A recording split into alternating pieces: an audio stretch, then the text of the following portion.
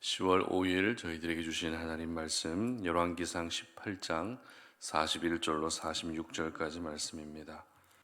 엘리야가 아합에게 이르되 올라가서 먹고 마시소서, 큰 비소리가 있나이다. 아합이 먹고 마시러 올라가니라. 엘리야가 갈멜산 꼭대기로 올라가서 땅에 꿇어 엎드려 그의 얼굴을 무릎 사이에 넣고 그의 사환에게 이르되 올라가 바다 쪽을 바라보라. 그가 올라가 바라보고 말하되 아무것도 없나이다. 이르되 7번까지 다시 가라. 7번째 이르러서는 그가 말하되 바다에서 사람의 손만한 작은 구름이 일어나나이다. 이르되 올라가 아합에게 말하기를 비에 맡기지 아니하도록 마차를 갖추고 내려가소서 하라 하니라. 조금 후에 구름과 바람이 일어나서 하늘이 캄캄해지며 큰 비가 내리는지라. 아합이 마차를 타고 이스라엘로 가니 여호와의 능력이 엘리야에게 임하매 그가 허리를 동이고 이스라엘로 돌아가는 것까지 아합 앞에서 달려갔더라. 아멘. 손만한 작은 구름을 보여주소서라는 제목으로 오늘 아침 말씀 전합니다. 얼마 전 모로코에서 있었던 큰 지진 때문에 수많은 사람들이 죽거나 다쳤습니다. 그런데 지진 발생 3분 전에 하늘에서 푸른 섬광이 번쩍이는 모습이 포착됐는데요. 이 섬광은 지진광이라고 해서 대지진 때 지층 간의 충돌로 일어나게 되는 큰 빛을 말하는 것입니다. 올 초 2월에 튀르키예의 지진 때도 지진이 일어나기 직전에 이 지진광이 포착됐다고 합니다. 이렇게 큰 일이 일어나기 전에 보여지는 어떤 현상을 가리켜서 우리는 전조 증상 이렇게 이야기를 합니다. 우리 몸에도 어디 문제가 생기게 되면 전조 증상과 같은 증상이 먼저 보여지게 되죠. 그래서 우리는 이 전조 증상을 통해서 심각한 상황을 미리 예방할 수도 있습니다. 그런데 우리 하나님 역시 하나님이 행하시는 일을 앞두고서 이 전조 증상과 같은 상황을 먼저 보여주실 때가 있습니다. 아무런 예고도 없이 급하게 일하시는 경우도 있지만 오늘 본문에서처럼 전조 증상을 먼저 보여주신 후에 하나님의 일하시는 역사가 나타날 때도 있다는 것입니다. 지금 북이스라엘의 왕은 아합입니다. 아합은 이미 우리가 여러 차례 살펴본 것처럼 북이스라엘의 역사상 가장 악한 왕이었습니다. 그리고 아합의 아내 이세벨은 아합보다 더욱더 악한 여인이었습니다. 이렇게 가장 악한 왕이 나라를 다스리고 있다는 것은 안 그래도 영적으로 무너져 있는 북이스라엘이 이제는 걷잡을 수 없이 완전히 무너져 있었다라는 것을 보여주고 있는 것이죠. 하지만 완전히 무너졌고 완전히 타락한 시대는 오히려 하나님이 더 강력하게 일하는 시대라는 것을 반증하는 것이라 할 수도 있습니다. 이것을 잘 보여주고 있는 말씀이 바로 오늘 본문을 포함하고 있는 열왕기상 18장 이후의 말씀입니다. 특별히 이 완전한 타락의 시대, 영적으로 암흑의 시대 가운데에서도 하나님의 도구로 사용된 사람은 엘리야 선지자였습니다.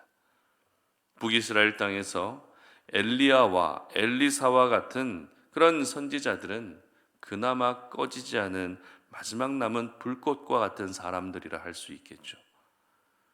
오늘 본문의 배경이 되고 있는 상황은 바알과 아세라 선지자들과의 영적 대결이 끝나고 나서 직후에 있었던 일입니다. 엘리야는 보란 듯이 모든 바알 선지자와 아세라 선지자들과 싸워서 이기게 됩니다. 이 영적 대결은 단순히 엘리야가 이겼다라는 것 이상으로 하나님이 이방신을 이기셨고 모든 신들 가운데 가장 뛰어난 신들이다라는 것을 보여주는 하나님의 위대하심이 드러난 그런 귀한 사건이었습니다. 그런데 이 싸움에서 이긴 후에 하나님의 위대하심은 또 한 번 나타나게 되는데요. 바로 극심한 가뭄으로 메말라 있었던 이스라엘 땅 가운데 큰 비가 내렸다는 것입니다. 그리고 큰 비가 내리는 과정에서 저희들이 주목해야 할 표현은 오늘 제목과 같이 손만한 작은 구름이 먼저 일어났다라는 것입니다. 이 44절 말씀을 함께 읽어봅니다. 일곱 번째 이르러서는 그가 말하되 바다에서 사람의 손만한 작은 구름이 일어나나이다. 이르되 올라가 아합에게 말하기를 비에 막히지 아니하도록 마차를 갖추고 내려가소서 하라 하니라. 아멘. 여러분, 큰 비가 내리기 직전에 엘리야가 봤던 손만한 작은 구름이란 무엇입니까? 바로 하나님이 행하시는 역사의 전조 증상이었다라는 것입니다.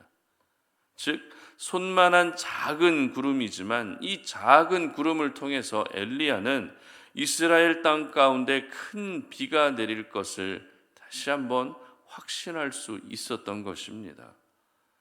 앞서 말씀드린 것처럼 지금 북이스라엘은 영적으로도 메말라 있었을 뿐만 아니라 실제 가뭄 때문에 모든 것들이 메말라 있는 상태였습니다. 그 누구도 소망조차 가질 수 없고 기대조차 가질 수 없는 완전한 절망이 가득한 상태가 바로 지금 이스라엘의 현재 상태였습니다. 이러한 절망 가운데에 엘리야가 봤던 이 손만한 작은 구름은 바로 어두움을 밝히는 한 줄기 빛과 같은 소망이었죠.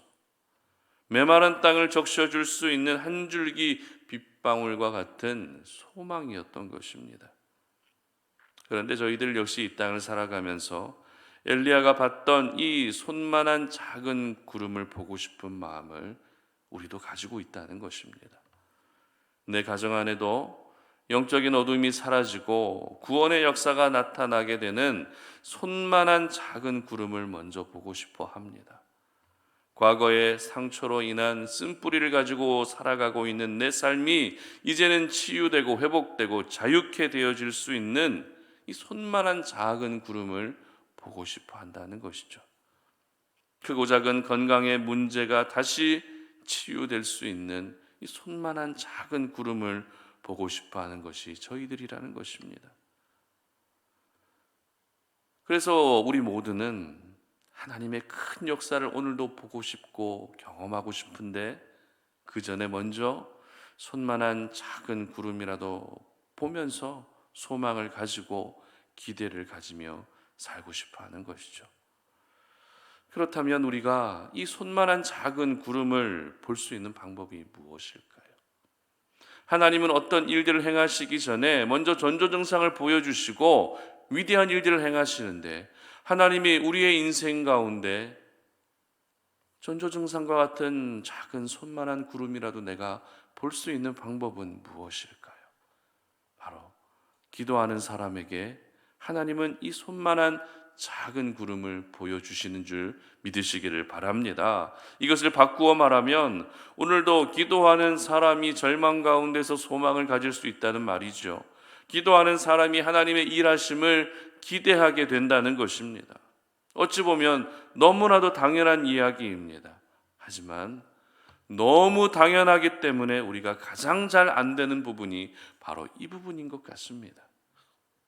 아합이 다스리던 북이스라엘 역시 당연하게 하나님을 의지하고 당연하게 하나님께 기도해야 했지만 하나님의 백성으로서 당연한 모든 삶이 무너져 있었습니다. 기도의 삶이 무너져 버렸고 하나님을 의지하던 삶이 아니라 우상을 숭배하는 삶으로 완전히 무너져 버렸습니다. 그 결과 극심한 가뭄에 시달려야 했던 것입니다.